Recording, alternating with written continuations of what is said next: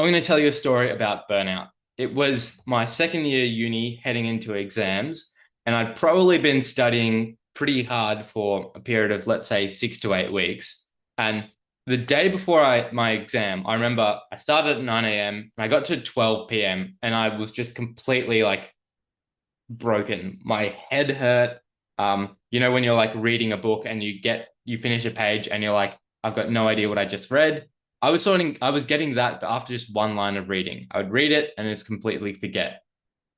So I had the physical symptoms of the headache, the cognitive symptoms. My mood was a bit off, it was a bit irritable. And I was just realized like, this is too much. I've pushed myself too far here. Now, this was the day before my exam. So some people like the last minute cram, but to me, I was just in a headspace where nothing was helping. So I decided I'll stop there, and I basically went for a walk and just did no study for the rest of the day, hung out with a friend, and just tried to relax and clear my mind. In the night, watch a movie and just don't worry about any sort of cognitively demanding things. The next day, I did better than I had on any exam before. And from the principles of that, I want to talk to you about what my experience of burnout is and how I think people can make some changes to avoid it and then manage it effectively. So I think burnout occurs when you push yourself a bit too far. And that this can be like a chronic thing where, over weeks or months, you feel like you have these physical, cognitive, uh, emotional symptoms. Or I also think it can sort of occur locally. So like just in one day, maybe you push yourself too much. Now, I might be conflating tiredness and burnout, but I think they're similar things. When you notice that you have like the physical symptoms, the tension, the headache, or your cognitive ability starts to drop off. You can't remember things, or you're getting things wrong, you're getting a bit agitated. That to me just says I pushed myself a bit too far. And like realistically, you sort of know roughly where your limit is for most people, but there's nothing wrong with pushing that over a period to figure out where that limit is. Because, like, to be honest, I honestly think like I could probably study for 12 hours a day for a couple of weeks before I reach this point. But when you keep pushing it, so for acute bursts, it's probably fine. You might get burnout at the end of each day for like the last half an hour, but then you just sleep it off. But then when you're doing this for long and long periods of time, then it's an issue. So like sprints are fine, but marathons are, tricky, which is why like when I'm cramming, I'll still do like a cram before the exams. But I'm not studying at that intensity for the whole year because I know that's just too much.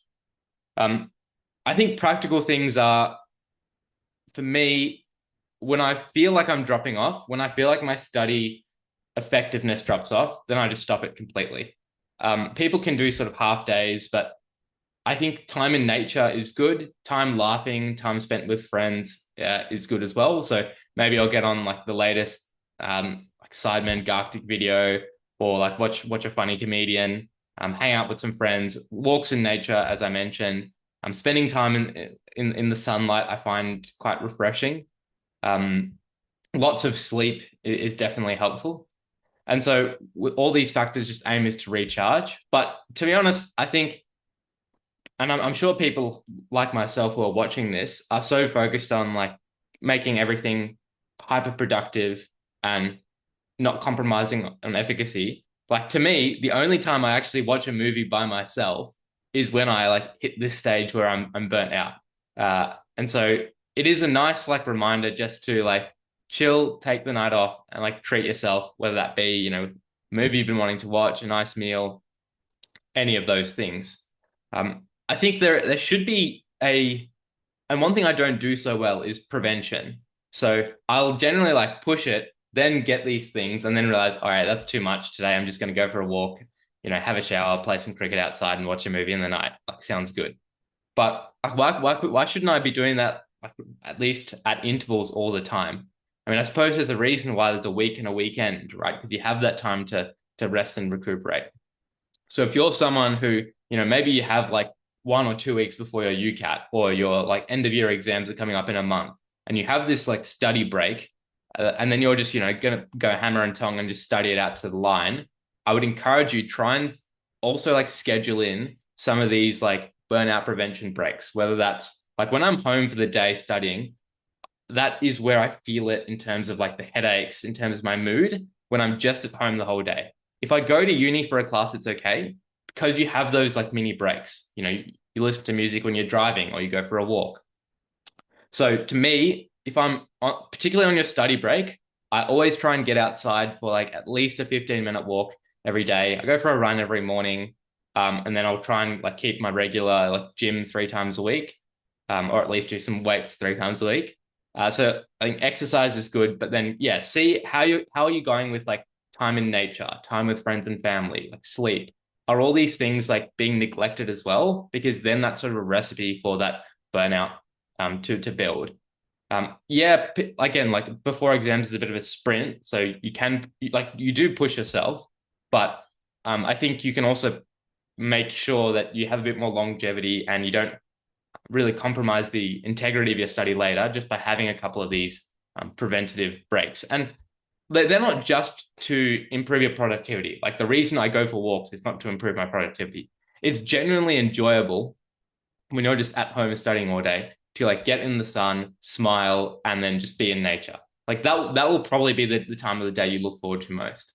Like for me, honestly, like having a coffee and watching the cricket highlights is generally like the peak of my day for some of these study days. So find those small things that you enjoy because that'll keep you going as well. One thing that's key to burnout is like they can lose the enjoyment and meaning in their work. Because, if you wake up in the morning and like, oh, today I've got to send like 10 emails, do 3 YouTube videos, do 50 practice questions, and then do my Ankies, and then I'm going to do this. Like, it's just checklists and you become almost roboticized. But if you add in like some things you want to look forward to, I want to do my emails, do my videos, but then, at 11 o'clock, I'm going to have a nice coffee, slow down, and just like smile in the sun. And then I'm going to do the other jobs. If you have those periods of these, rest, relaxation, and enjoyment, it'll make the whole process a lot more effective. And I think you will have a lot more meaning through it all. And that's a like sustainable long-term solution too. I'd love to know what your experiences are like with this, and if there's anything that you find helpful for managing, I guess, burnout and overload. And keep tuned for the next few weeks. I'll be posting some videos related to studying and how I'm preparing for my final exams. Thanks very much, guys.